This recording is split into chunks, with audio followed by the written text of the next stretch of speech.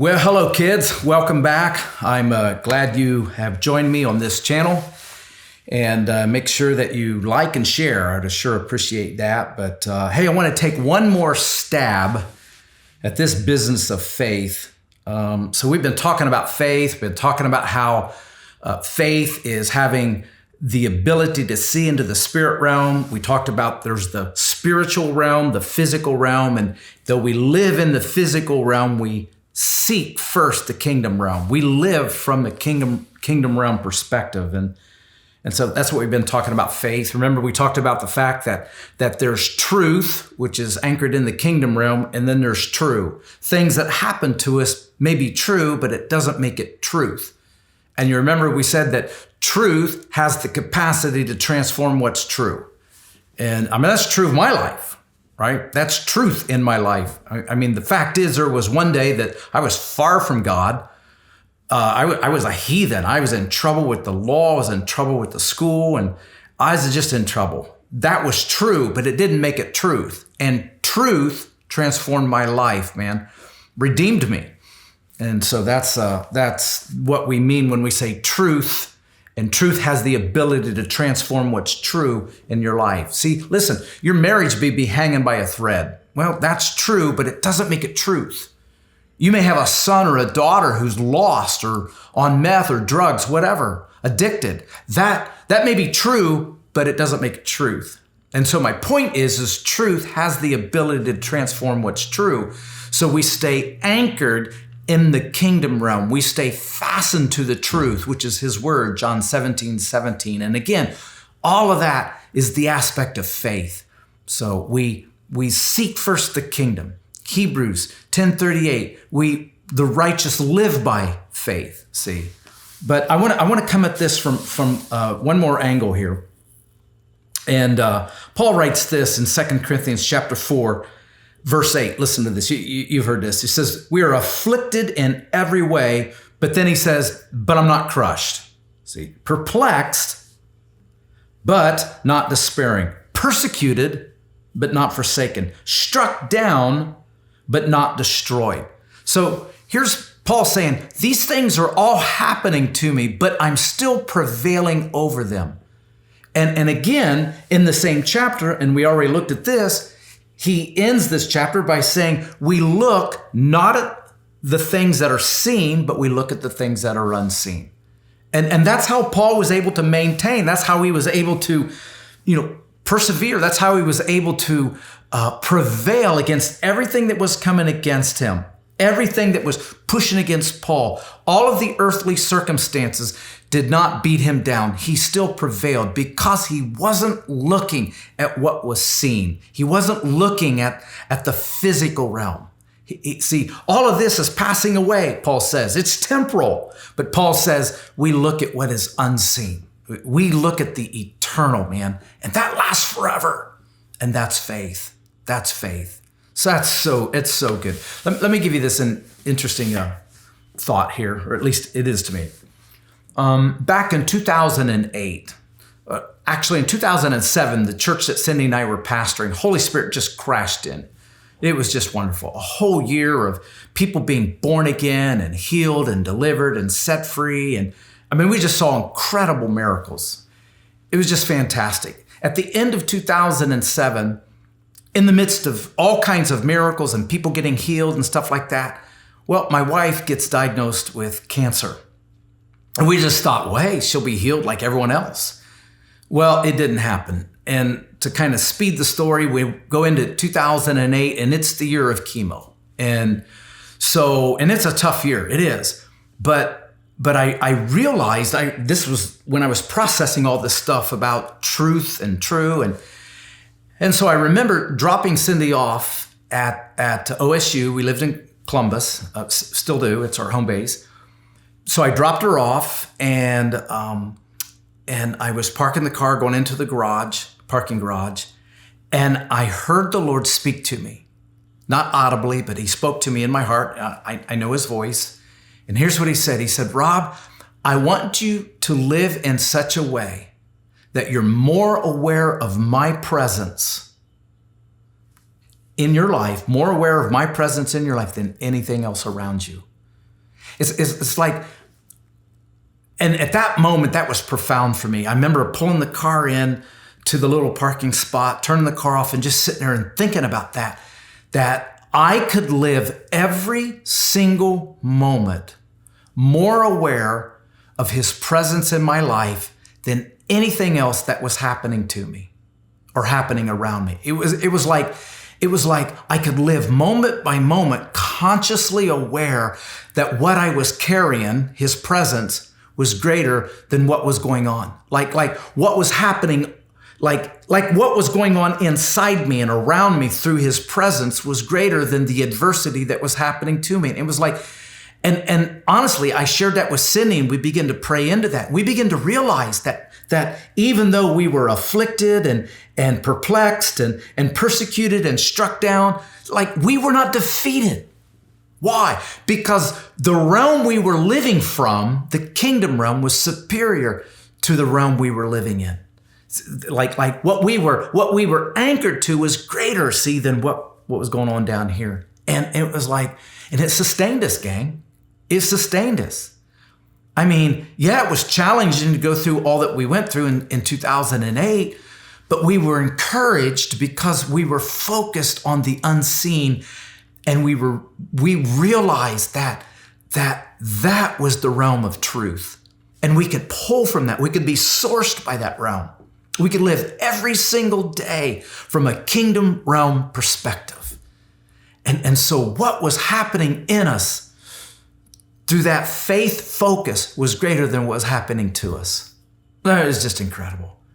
Anyway, there will be more stories about that I'll tell in the future. But I just, it is so important that we grasp this because again, it isn't like if we have faith, we're not going to go through challenges. I mean, that's not true. We're going to go through challenges, no doubt. But I think we can prevail through them. I really do. Paul did. And again, Paul said in verse 16 of this same chapter, 2 Corinthians 4, that we don't need to lose heart. Like we don't need to be discouraged. Like almost as if a discouraged Christian is an oxymoron. It's like you don't have to be discouraged no matter what happens to you, no matter what happens around you, because something is happening in you. Man, you carry the manifest presence of God. You're being sourced by an eternal realm. Your focus is on the King of Kings, the Lord of Lords. Your focus is on the unseen realm, and that's so much greater than what's happening in this realm, you see. And so actually, Paul says, like, we don't have to lose heart. Like we're actually being renewed day by day by day by day. There's like this constant ongoing upgrade happening on the inside. Oh, it's just incredible. Anyway. Well, one last thought. I was thinking about Hebrews chapter 11, and you've all read Hebrews chapter 11. Let me just quickly go to Hebrews chapter 11. But it's just a faith chapter. It's filled with people who prevailed because they had faith, and Enoch and Abraham and Sarah. Jacob, Moses, Rahab. You've read chapter 11 of Hebrews. These are all people who prevailed because they had faith. They had the ability to stay anchored to something that was much greater than what they were going through. And as you read chapter 11 of Hebrews, like some were persecuted, sold into, some like had horrible deaths, but in a sense they died victoriously. They died in faith, so they prevailed, no matter what they went through. And in fact, like it says, like a lot of them didn't even see the promise like in the natural, but they saw it through faith. Like in Hebrews 11:27, it says, Moses persevered. He endured because he saw the invisible. What's that mean? That means it's like Moses was able to persevere and go through everything he went through because he was anchored to the unseen. It was like he saw the presence of Christ, even though he didn't see the presence of Christ with his natural eyes, but he saw with his spiritual eyes. And he saw, and it enabled him to prevail. It enabled him to endure. And so it's kind of the same with all of these individuals in Hebrews chapter 11. They prevailed.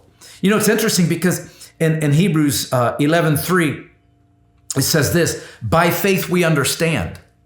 That's a very interesting statement. See, faith gives us the ability to understand things that we wouldn't normally understand if we only see with our natural eyes. By faith, we actually understand. There's things we comprehend through faith. And every one of these individuals in Hebrews chapter 11, they prevailed. They understood because they were anchored to something much greater than what was happening in this realm here. It's just beautiful. And we can do the same. We can prevail through sickness, through challenges, through adversities. And again, it's not easy, but I just don't think we need to be beat down and discouraged and bummed out. And I don't think we need to be, just down in the mouth and just, well, this is going on and that's happening. The news is saying this. And I'm like, listen, I get all of that. But man, you and I are spirit-led, spirit-sourced believers living from a kingdom perspective. Man, listen, we can prevail. We can prevail. We can prevail. Oh, that's so good. A couple of more thoughts. So Hebrews chapter 11, that's all these individuals who endured, who persevered through faith. See, they persevered through faith.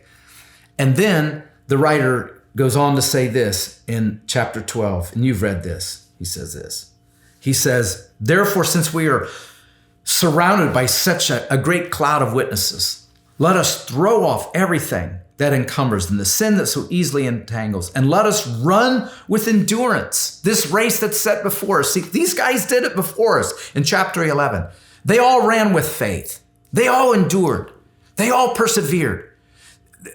They all prevailed through the challenges that came against them. They all prevailed.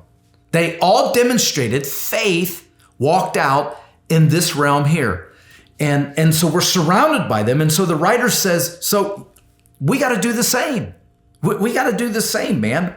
We're surrounded by witnesses who are like, in a sense, cheering us on. It's like, they did it, we can do it. And I love that. Run with endurance the race that is set before us. And then verse 2, ready? Fixing our eyes on Jesus. I love that. And the grammar of that in Greek is actually looking away unto Jesus. What's that mean? That means we look away from everything else. We look away from it and we focus on Jesus. Oh, that's good. See, now what is that? Well, that's kingdom realm stuff.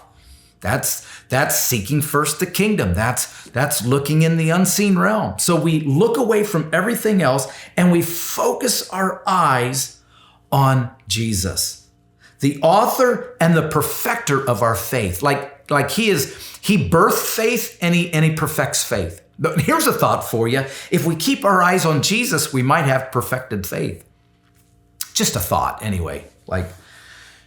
I want faith to be completed. I want faith to be at its highest level. Well, how's that happen? I got to keep my eyes on Jesus. I got to look away from everything else and just lock eyes with Jesus, who for the joy set before him endured the cross, despising its shame, sat down at the right hand of God. Consider him who endured. Consider him, man. So anyway, we prevailed through a difficult season in 2008. And we've had other times, other seasons, other challenges. Come on, who doesn't? Who doesn't have challenges? But here's the thing. What happens to us is never greater than what's happening in us. And see, when we stay focused on him and realize who he is and what we steward in him, it's just incredible. Anyway. So, well, we've been about 15 minutes on this one. So I hope you've enjoyed this series on faith. We'll probably come back to this. I know this is four of these in this little playlist here. And I love this topic. And I know I've kind of repeated myself, again and again, but I want you to prevail. I do. I want you to stay anchored to truth and not be overwhelmed by what may be true, because again, truth can transform what's going on in your life that may be true. I mean, maybe you got a diagnosis from a doctor. I mean, he's probably not lying, so it's true. But come on, man, truth can transform that. Maybe it's healing. Maybe it's deliverance. I don't know. I'm just telling you, whatever it is, stay focused in this realm here. Stay focused on the unseen realm, man. That's faith. That's faith. We prevail through that. We live through that. We don't just survive. Again, I remember saying, you ask a lot of people, how you doing? And they'll say, well, I'm kind of surviving. Oh, come on. We as the church we've got to do better than that. We don't just survive. We can prevail through him, man, as we stay focused on him. I want you to do that. Bless you. Thanks for joining me.